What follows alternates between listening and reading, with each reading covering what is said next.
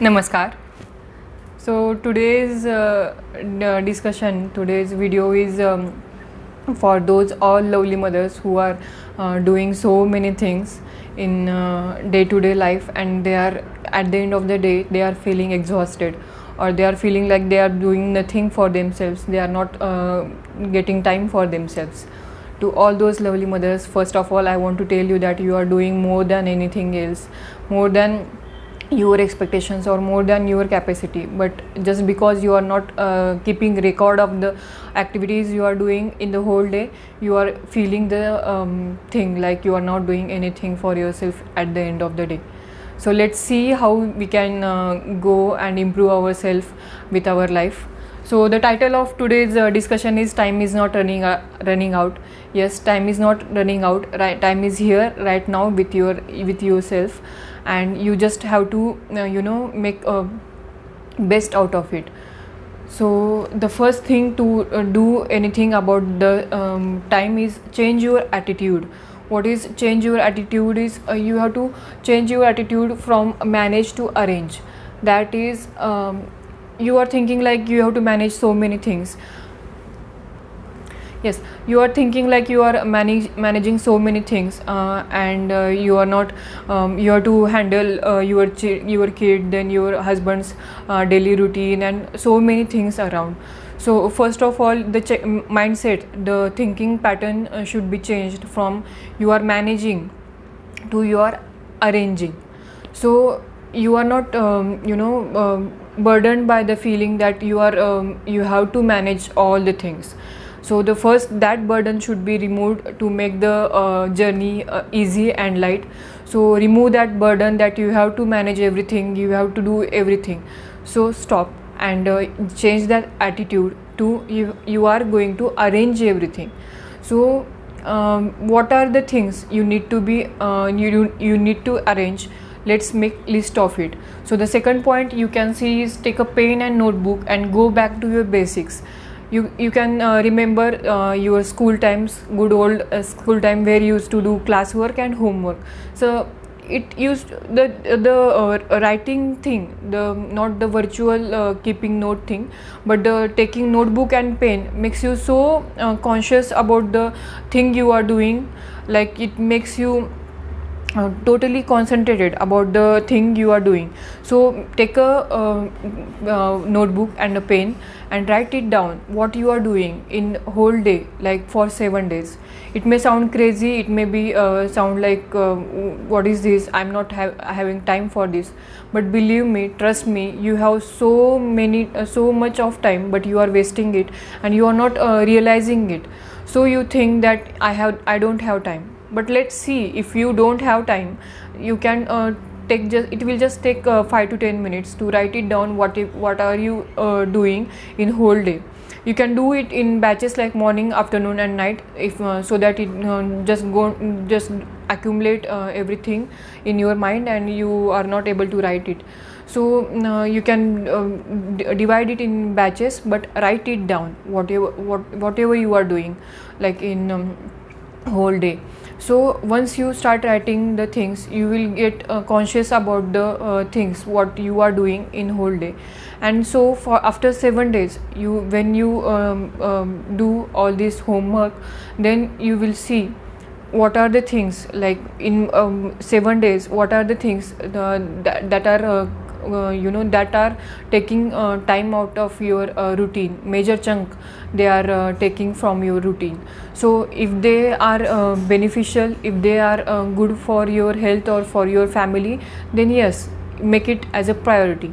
But if you think that they are not that good for your life or daily routine, then you can decrease that amount of time for that things. So once you change your attitude and make record of everything, then you make your desired schedule. So after going through all the 7 days, writing it down, then make your desired schedule. For that making a desired schedule, you have to prioritize the things. What you want, what are the expectations, or what do you want in the ideal schedule should have been.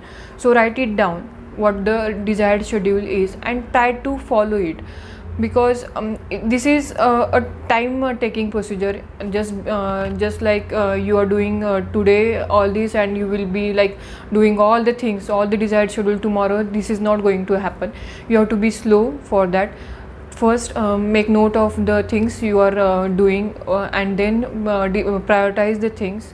And once you prioritize the things you want to do, then you can see how you are doing things better day by day. So once you prioritize things, many things get settled, like you will be clear about the you get hold of your time, and you will know that I'm giving you will be conscious or aware of the things you are doing, and you will feel like you don't have to take stress. You just become aware of it, that you are giving so much time for that thing. So is it worth or not worth? Once you do all these things, then morning time is the best time to make a plan for your day. So and just not for work, but just even if you are at home, your time is the most expensive currency. As you know, you are utilizing time just like that. So make make yourself aware of that, and even if you are at home, make all these activities. And morning time is the best time for thinking all these good things. So make a morning routine for all this. And how to take time out of your routine for early morning period is, most of time we think that I should take more sleep because I'm tired, I am not feeling well, so I should sleep for more time. And you keep snoozing your alarm, and when you get up, your kid also gets awake, and all the things will just ruined by all the things just then flew, the day they just spent, and you don't have time to think that what happened in whole day. So this is the thing you have to do, you have to change, is you have to sleep early to wake up early. So once you wake up early, then you will have some peaceful time from your kid. Try to see or try to record the time at which your child wakes up. Before that, at least before 1 hour that you wake up, and do all the needful thing. And ask for help, because you cannot do all the things alone.